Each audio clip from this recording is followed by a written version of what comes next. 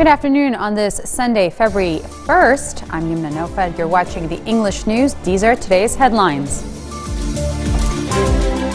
A blast on a bus in central district of the Syrian capital rocks the city, killing at least 6 people and wounding 10, among them Lebanese casualties.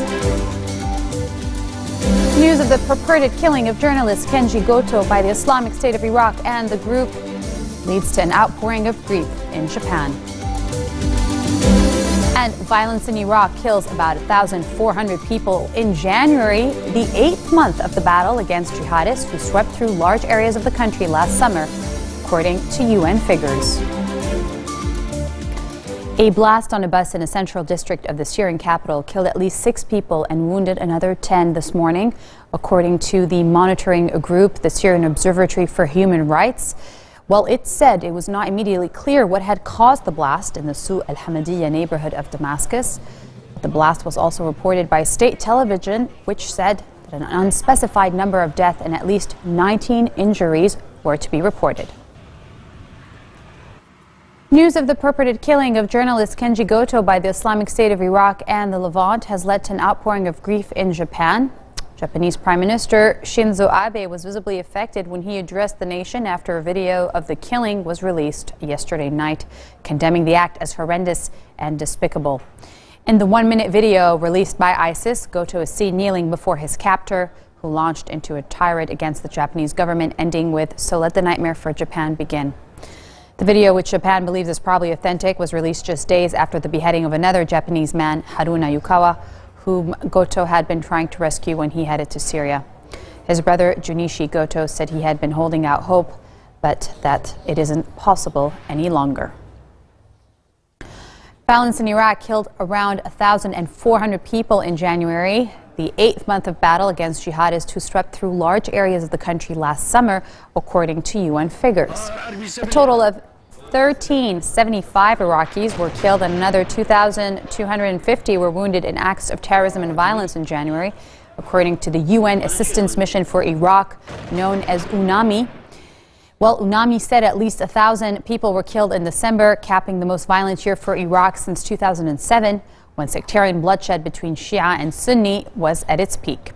The UN mission cautioned that the real toll could be higher as the conflict between Iraqi forces and ISIS is hampering efforts to verify casualty information. U.S. First Lady Michelle Obama defended Clint Eastwood's hit film American Sniper, which has been accused of whitewashing the story of the Iraq War. She said, "While I know there have been critics, I feel that more often than not, this film touches on many of the emotions and experiences that she's heard firsthand from military families over the past few years." Obama was speaking at an event encouraging the entertainment industry to accurately portray the experiences of military veterans, describing American Sniper as a complex, emotional depiction of a veteran and his family. She said it reflected those wrenching stories that she's heard, the complex journeys of men and women in uniform endure. Critics on the left have slammed the record-breaking film and say the subject of the movie, former Navy SEAL Chris Kyle, deserves no hero treatment for his handiwork as a deadly sniper. Coming up next, we'll tell you all about the Dream Matcher. Stay tuned, an exclusive interview with Linda Tamim.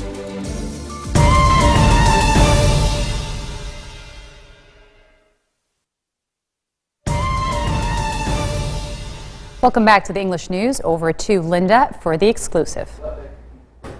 Thank you, Yumna.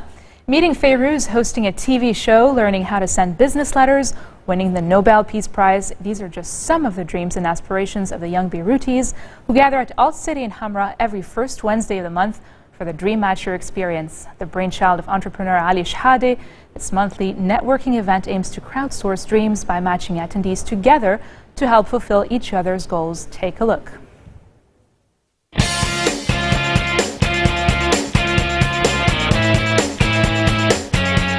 I learned for this event on the internet, so I came here to meet people and to write my dreams. I write that I want to learn Arabic.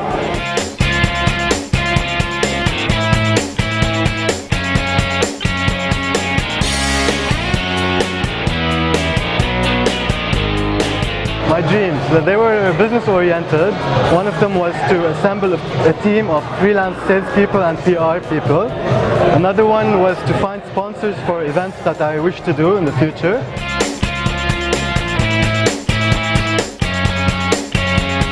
بحب كتير فالنتينو روسي، فكتير حابب مثلا على القليل اشوفه، او مثلا جرب الموتو اللي له على كلوز سيركت، وجرب شي سكوبا دايفنج بشي محل. أول دريم إنه أروح على ألمانيا على المرسيدس بنز. ثاني دريم إنه أتعلم بالي دانسينج. ثالث دريم إنه أتعرف على نادين لبكي، وإذا صار عندي فرصة إني أشتغل معها.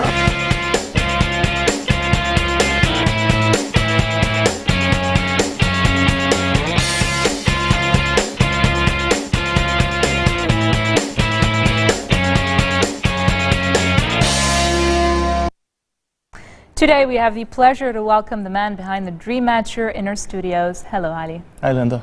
Can you briefly tell us about the Dream Matcher experience and how does it work? So, I believe that each of us has dreams, if not one, and we all can make dreams come true. And the concept behind the Dream Matcher is that if we put enough people together in one space, we can find enough matches between those people, and this is what we do. Are most of these wishes achievable? How do you deal with people whose dreams are hard to achieve? So yeah, talking about dreams is pretty vague. A lot of people think of dreams differently.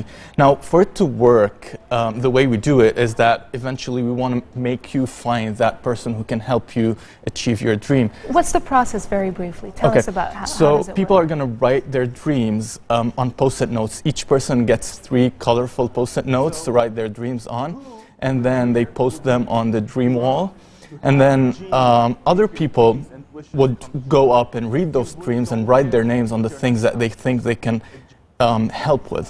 And we do encourage people to write things or to share dreams that are possibly attainable, because it's a matter of probability. So the person who's going to make your dream come true is sitting among us. And if you want to travel to space, you're less likely to make your dream come true compared to if you want to learn French or Spanish or practice the guitar or meet Fairuz, maybe. What was the craziest dream that someone has ever written? That's very subjective, but I can remember the very first event we had someone who wanted to learn Japanese, and it's Beirut, and it was the first event, and I thought that's not going to happen. And he actually met someone who taught him Japanese. We've had people who wanted to meet celebrities. We've had people who wanted to ride Harley Davidsons. So those are some of the cool dreams. Can you share a success story with us? Tell us about perhaps the most unforgettable experience you've had. So the one thing that I really like to always think about as a success story are the many relationships that happen during the event. But I know you want to hear about some specific dreams. A nice scoop, that would be pretty nice. Well, this is pretty cool because it happened on the spot. We had a girl say that she wanted to, she'd never ridden a big motorcycle, and she wanted to go ride one. And one of the attendees came to the event on his motorcycle. So it just happened instantly. He just took her down the block, round the block. We've had people achieve much bigger dreams, including meeting some celebrities or even getting jobs. We've had people get jobs through the Dream Matcher. Did anyone ever ask to meet, for example, a president like, President Obama or President Michel Sleiman? We do often get people who want to meet celebrities. Obviously, local celebrities are easier to match. We've had people who wanted to meet Ziad Rahbani, Fairuz, Michel Sleiman also, and sometimes it works.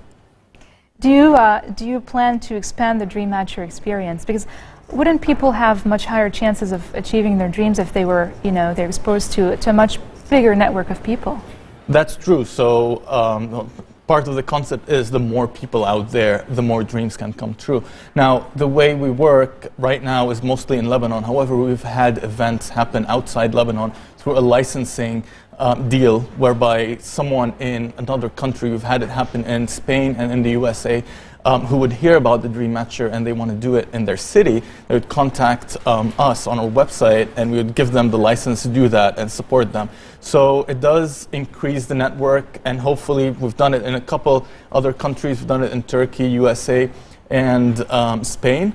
We're trying to expand that, and we're also getting into working with corporates to train their employees by making their dreams come true.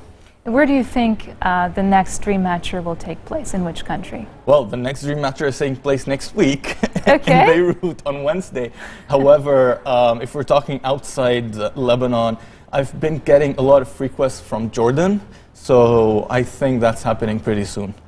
Okay, and what more do you hope to see? What do you plan on having like a global network everywhere in the world, or do you just want to span between here, the Middle East, and perhaps the States? Like, what are people imitating your work? Has anyone ever brought the Dream Matcher experience to another level? So I definitely hope to see this grow globally. I'm a big dreamer. Yes, I have seen this happen with my license and without my license. Someone has stole the idea somewhere in Lebanon a few months ago. Okay. We dealt with that. But, you know, I mean, whatever happens, if it's to help people make their dreams come true, I don't mind. When I see someone who's copying the Dream Matcher, I just try to approach them and tell them, hey, let's work together, because I've been working on this and I know how it works. It's not as simple as it sounds. Can it be challenging for you to bring these people who could help others achieve their dreams? So the general concept is to have average people help each other. However, right now we're working on a more elite version of the Dream Matcher. It's going to be more exclusive for a specific demographic, and we will be inviting public figures to help these people with. So that's exclusive. I've never talked about that publicly. And is that happening on Wednesday? Not this time, no. Happening soon. Okay, pretty soon, all right. Well, that was the Dream Matcher founder, Ali Shehadeh. Thank you so much for being with us today. Make sure not to miss the upcoming event this Wednesday, February 4th at Alt City Hamra. Now back to you, Yumna. Thank you, Linda. That was an interesting interview. Thank you for being with us, Mr. Ali Shehadeh. And now we go back to our headlines. A blast on a bus in the central district of the Syrian capital kills at least 6 people and wounds 10, including Lebanese. News of the purported killing of journalist Kenji Goto by ISIS leads an outpouring of grief in Japan. And violence in Iraq kills around 1,400 people in January, the 8th month of the battle against jihadists who swept through the large areas of the country last summer. These are the United Nations figures. Well, these headlines wrap up this week of news. Join us again next week for what's making headlines at home and abroad. Until then, have a good one.